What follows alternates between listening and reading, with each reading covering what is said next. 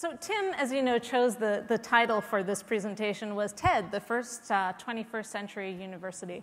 And it's a very good title. It's very provocative and clever, and it's a little bit mischievous. But it made me a little bit uncomfortable at first because all of us at TED really have a certain veneration for what a university education really means. So that's not a sort of a parallel that we would have drawn on our own. But that said, our experience over the last few years has some really powerful implications for the world of education. And so I'm really excited to spend the next 15 minutes with you here sharing some of our learnings, some of them philosophical and some of them just very tactical.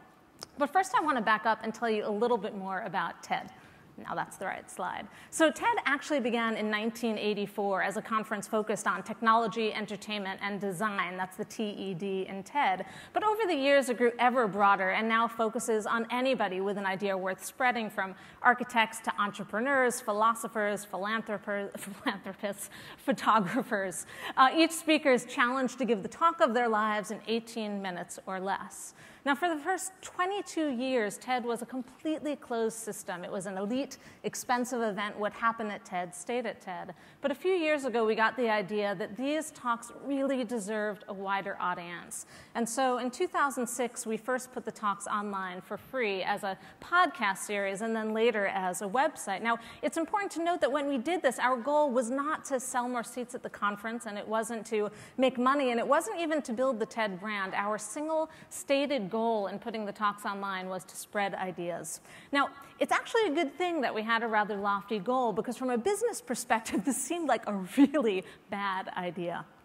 So conventional wisdom would tell you that when you have an elite event, it's basically a luxury item, and you need to keep your commodities scarce and your prices high. And so by putting our content online, this was intensely risky. We knew that we were taking the risk that we might lose our core attendees, that in seeing the content for free online out of anger or just pragmatism, they may decide not to come anymore. But what actually happened was this. In the first year, we worried that this might actually capsize our business model, and in the end, it actually buoyed it up. In the first year that we started putting our talks online for free, we raised our conference fee by 50% to $6,000, and we sold out in 1 week with a 1,000-person waiting list. This was extremely surprising, and it was the first of a series of really counterintuitive lessons we had in the power of open systems. The more we gave our content away, the more people wanted to pay us for it. Now, this was surprising for more than one reason. We also just never expected to have an audience that large. Well, the kinds of talks we were putting onto the world are essentially taped lectures, and we assumed that the audience for them would mostly be geeks and policy wonks and the sort of insufferable A students that work at TED. So we were planning for a rather small but brainy audience, and have been continually surprised by what's happened since. So in the last 4 years, we now have 700 talks online. They've been watched 300 million times around the world.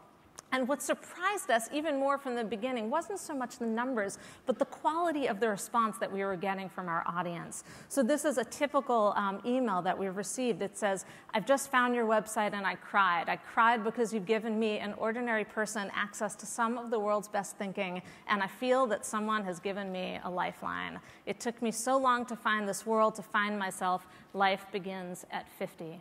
Now, this email and so many others like it completely overturned the assumptions we had about who our audience was. They weren't just students. They weren't just geeks. They certainly weren't under 22.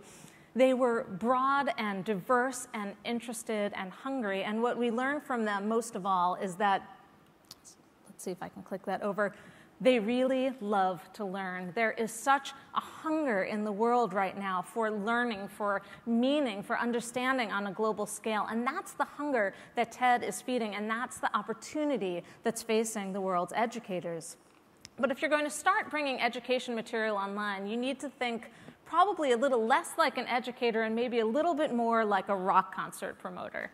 Because when you're online, you're competing with every single other piece of content that's in this very crowded media landscape. And so at TED, we've always focused on making our speakers into rock stars and turning their talks into the inspiring and inviting and powerful pieces of content we knew that they were. We do this by the way we film them, by the way we write about them, by the way we celebrate their work. Now, anytime you're trying to translate a live event onto film, that's a challenge on its own, but that's particularly challenging when your audience is viewing it through a 2-inch screen. But that's the environment that we're working on in online video. And so every decision we made from the start to now is focused on this particular user watching it on this particular device. So we've done many things. We've worked on our staging and our lighting. We shoot on multiple cameras, so we have a wide shot and a tight shot. We especially focus on the tight shots of speakers so that they can make an emotional connection to the viewer, even though they're peering through this very tiny portal. We also think about how can we get these talks out into the world everywhere. Everywhere where people are watching video, we want them to be able to watch TED Talks. And so that led our decisions of releasing the talks for free. They will always be free everywhere. And releasing them under a Creative Commons license so that they can be very freely shared and freely spread. We wanted to remove all the friction in that interaction. But we also think about how to reach all these different platforms. People watch video in all kinds of different ways, from their monitor at work to the laptop on the train to the smartphone in the car.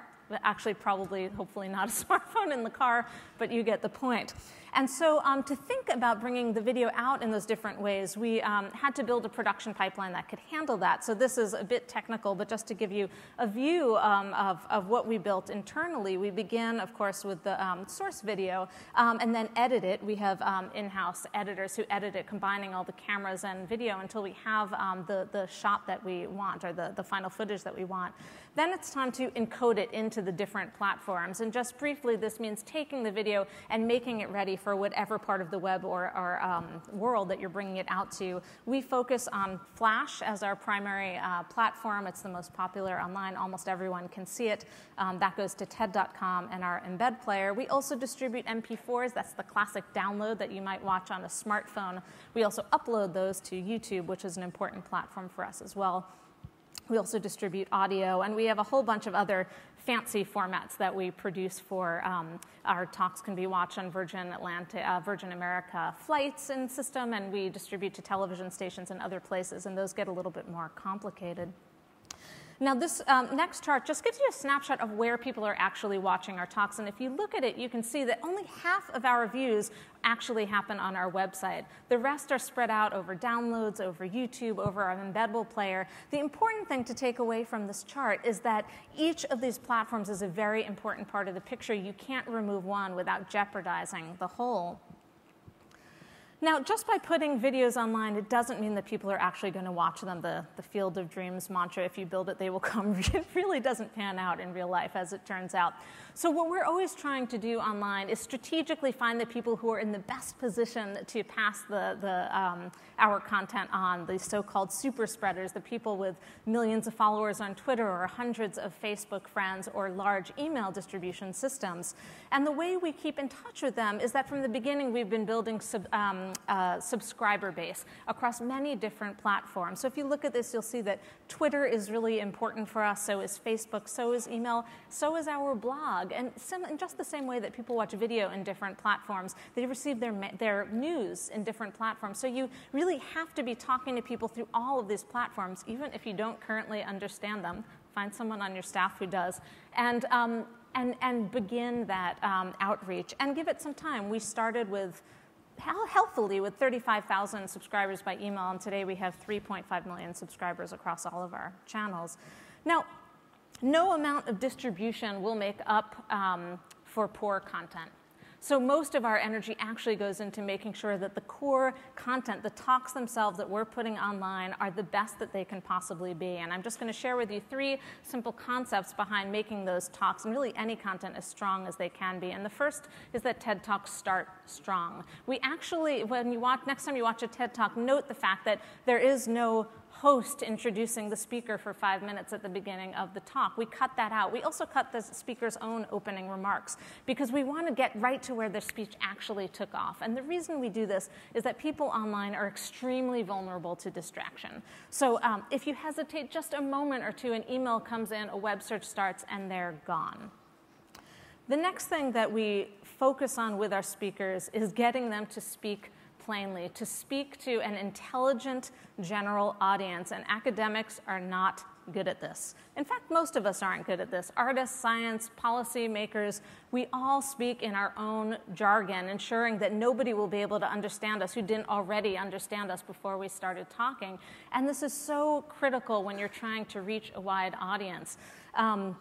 As Liz Coleman, the president of Bennington College, has said, the great challenges of our day are actually cross-disciplinary, and we have to be able to start talking across the chasm if we're going to solve them. This is a huge priority for us at TED, and it comes in the way we guide our speakers and also the way we write about the talks, the headline, the description, all of them. We don't dumb it down, but we really put an emphasis on clarity so that our audience then can reach up and understand the content, whatever it's about. The final thing that we think about when we think about our content is what will help it go viral? What helps a video go viral? Now, when you think about viral videos, you tend to think about kitten videos and college pranks, and those kinds of videos go viral because they're silly or because they're surprising or because they're disgusting or because they're just wickedly funny, and that makes people want to share them. But there are other contagious emotions. When you watch something that inspires awe, that elevates you above yourself, you want to have someone by your side to share it. When something touches you, when it brings a lump to your throat, when you feel emotional, you also want to share that with somebody. Or even when you've learned something new, when you get that aha moment, the first thing you want to do is tell someone else about it. These are all contagious emotions, and these all help TED Talks and other videos go viral. Now, all of those contagious emotions have meant a lot of growth for us at TED over the last few years, and this dramatic growth has come with a lot of new demands. As our international audience has grown, we've gotten requests to subtitle our talks, to hold TED conferences on every continent, and we simply can't do this. We have a small team with limited resources. But rather than just say no, we asked ourselves, how can we inspire this passion? How can we say yes to this passion without killing ourselves? How do we harness it? And so we began to explore some really new open systems. And the first project we launched along this line is the TED Open Translation Project, which launched a little bit over a year ago. It allows volunteers around the world to translate TED Talks into any language. We launched it with modest goals and have been shocked by what has happened since. We now have 10,000 translations in 78 languages by 4,000 volunteer translators on the site.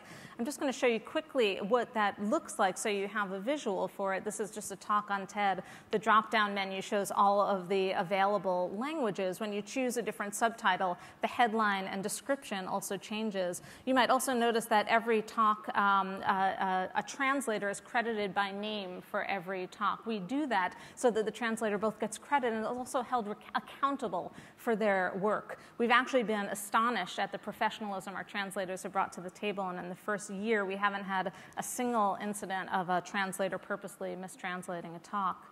Now, we've seen a very similar phenomenon with our TEDx program. So TEDx allows individuals and organizations around the world to hold a TED-like event. We launched this in response to the many requests we were getting to hold TED events around the world, which we couldn't do. When we launched it, we expected to have some takers, maybe a couple of dozen interested parties, and have been, again, astonished and a bit overwhelmed at what's happened since. In just a little over a year, there are more than 1,300 TEDx events held or planned in 98 countries in 35 languages. And these are extraordinary events, like TEDx Berlin, beautiful professional event in a 1,000-person theater, great speaker lineup. We watch the web stream, we're elbowing each other and saying, did you see what they just did? We can learn from that. We're starting to learn from our TEDx organizers. Then there are incredibly inspired events like TEDx Kibera, held in the slums of Nairobi.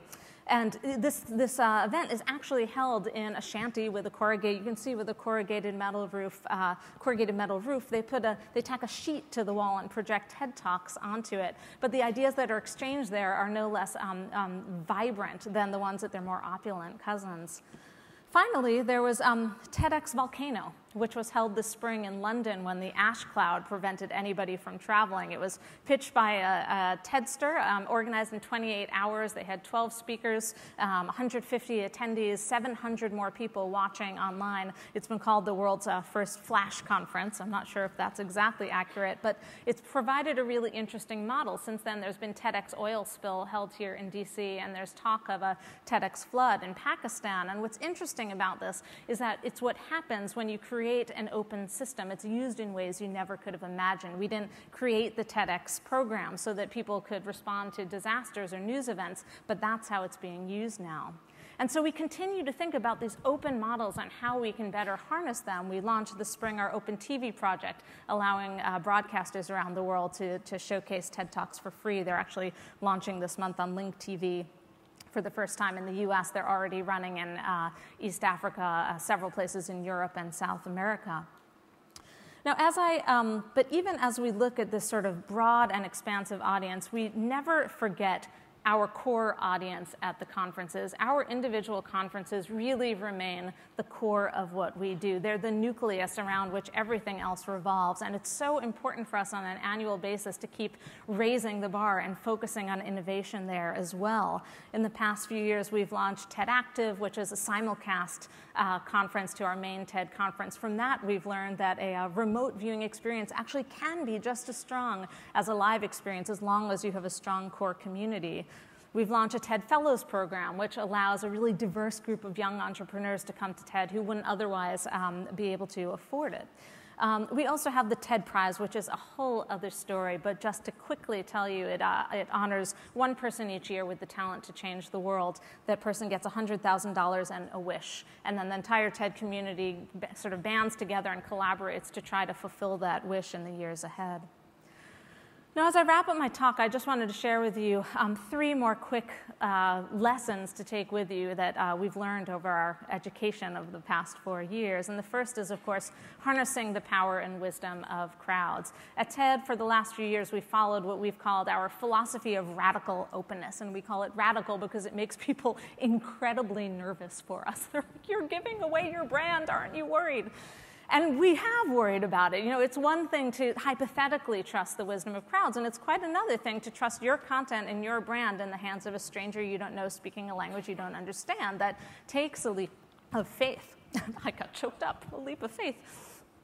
But under the leadership of Chris Anderson, who's TED's curator, he bought TED in 2001 from its owner and turned it into a nonprofit. And Chris has strongly believed from the beginning and held firm that the open solutions are the right solution for TED, regardless of what the business consequences are. But astonishingly, in pursuing these supposedly risky open strategies, the unintended consequences for us business-wise have only been explosively positive. So going from 1,000 audience of around 1,000 people in a room to 150 million people worldwide, and also converting that global audience into a global team. So we now have thousands of people worldwide who are thinking about TED, innovating, and working to advance this mission of spreading ideas. They're allowing us to dream bigger than we ever could have on our own. Secondly is the importance of thinking expansively. Our evolution at TED began when we stopped thinking of ourselves narrowly just as a conference and began to align ourselves much more broadly against this idea of spreading ideas. And being in this room with you here, I can't help but wonder what will happen as universities begin to think that way as well, not thinking about themselves as the physical buildings with particular students inside, but aligning against that much broader mission of bringing education to the country or to the world.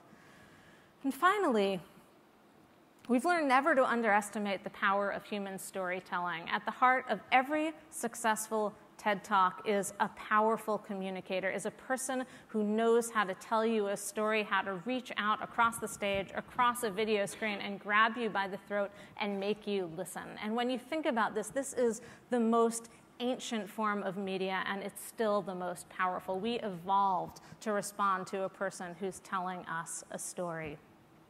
And so when you think about when you're in the presence of a powerful speaker or a powerful teacher, you're affected not just intellectually, but emotionally, and I'd say almost physically. So imagine the potential we have right now to be able to marry the newest technologies with the oldest and still most powerful education technology we have, and that is a great teacher.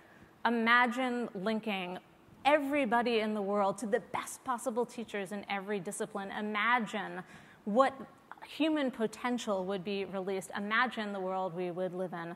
We talk about this all the time at TED with Chris Anderson, with the rest of the team. This is the vision that is inspiring us, and this, I think, is our work together.